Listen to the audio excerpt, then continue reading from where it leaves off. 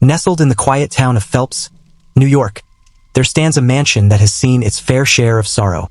The Phelps Mansion, a grand Victorian-era house, was once the pride of the town.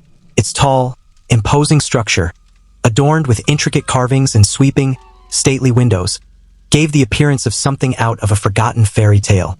But beneath its beautiful facade lies a history of darkness, one that refuses to stay buried.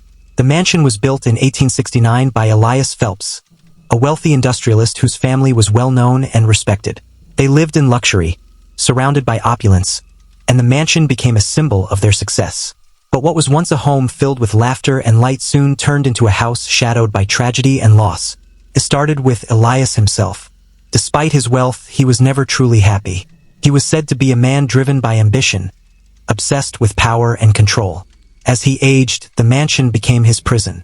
He would spend long nights pacing its grand hallways, his footsteps echoing against the walls, his mind consumed with a dark obsession.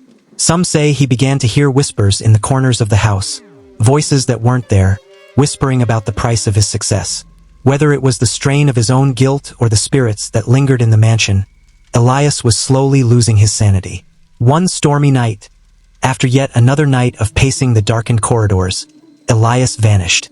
His body was never found, and the mansion was left to his wife, Margaret, and their two children, Emma and Samuel.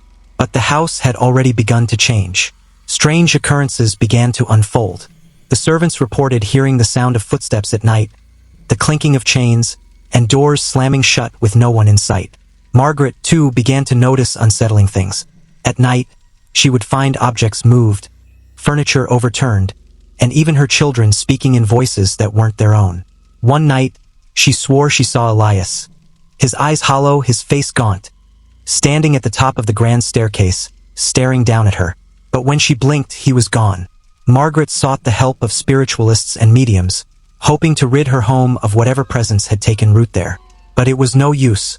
The house grew colder, more oppressive, and then, one by one, the members of the family disappeared. Samuel was the first to vanish, his cries for help echoing through the mansion's empty halls. Emma, too, was lost, her small figure last seen running down a dark corridor. And Margaret, she was found lifeless, her body draped across the grand piano, as though something had simply drained the life from her. The Phelps mansion was left abandoned for years after that, its once beautiful halls left to rot. But the house never truly stayed empty. Over the decades, people who dared to enter the mansion reported seeing the ghosts of the Phelps family, still trapped in the house, their faces twisted in torment. Visitors have seen a figure pacing the grand staircase at night, the echo of footsteps lingering long after the figure disappears. Some claim to hear soft whispers of children's laughter, followed by the sound of a woman's frantic sobbing, as though the house is replaying the horrors of its past. In recent years, the mansion has become a place of fascination for paranormal investigators, drawn to the rumors of dark spirits and restless souls.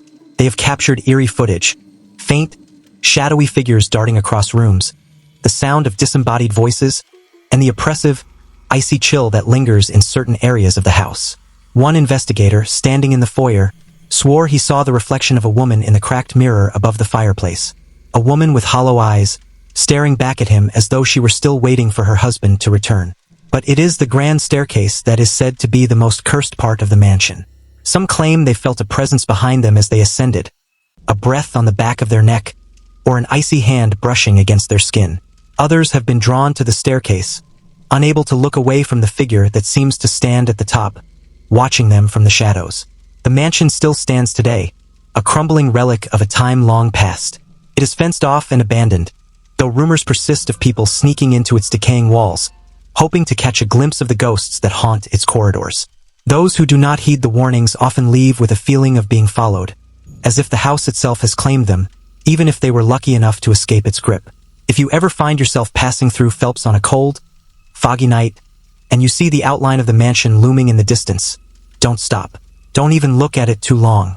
For the Phelps mansion is a place where the past never lets go, and the ghosts of its former inhabitants are still waiting for someone to listen, to hear their cries, to feel their presence, to understand their torment. And in the silence of the night, you might just find yourself trapped, like the many before you, in the cursed halls of the Phelps mansion.